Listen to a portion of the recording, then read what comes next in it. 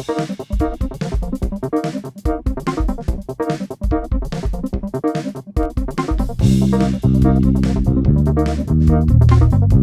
title of our case is Pink is for Girls, Sugar and Spice and Everything Nice, a Case of Single-Sex Education.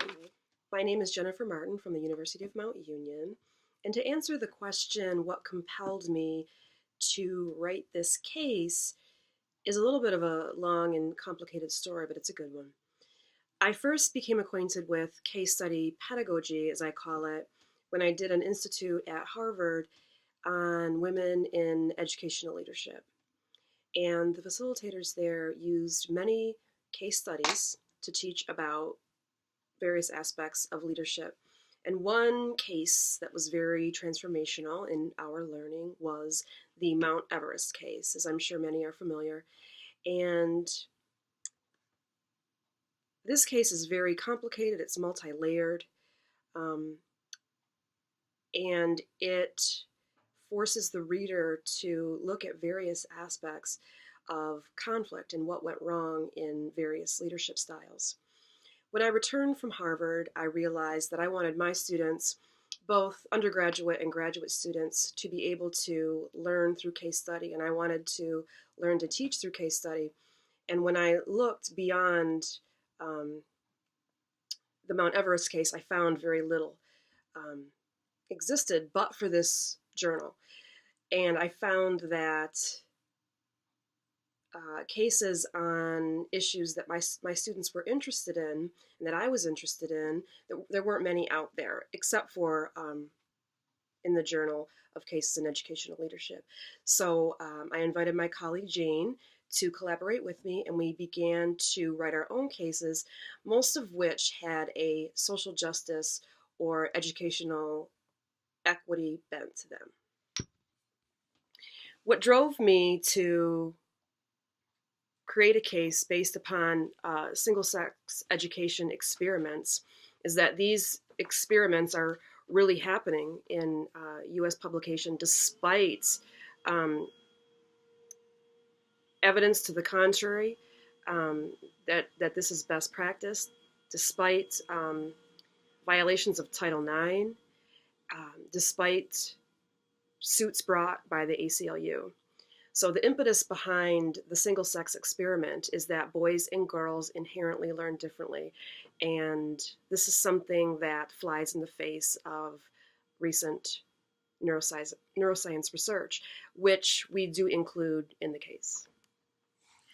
What lies beneath the issue of single-sex education has a lot to do with people's perceptions on gender.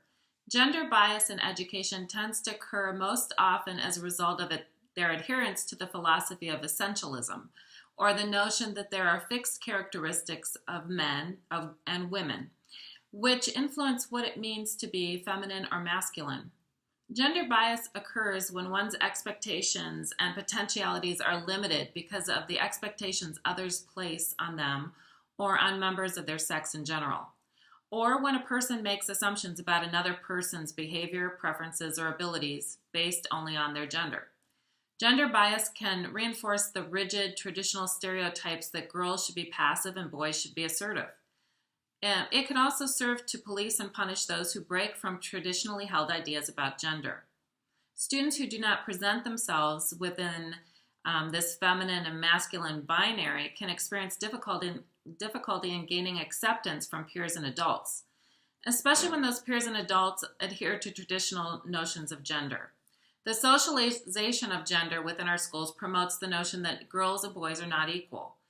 Hegemonic classroom practices reflect societal inequities by reproducing and reinforcing traditional cultural and educational traditions. Gender bias can be implicit or explicit. Elliot Eisner calls the hidden curriculum the implicit curriculum because it is what students learn about the value of the school and the expectations of adults, both of which may be unintended, that are not included in the formal curriculum, but that students learn during their school experience.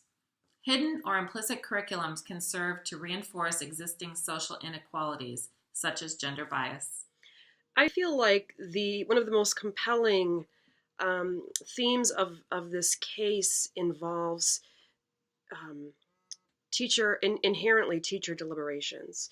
So in this case, we have leaders making non-research based decisions, which are actually anti-science and impacting not only the students in the school but also the teachers, because one of the major conflicts in the case is that some teachers are being asked to facilitate and endorse a curriculum that they don't believe in, and that goes against their beliefs and the research that they've done. So one of the questions is, what should these teachers do, and their new teachers, should they stand up to the administration?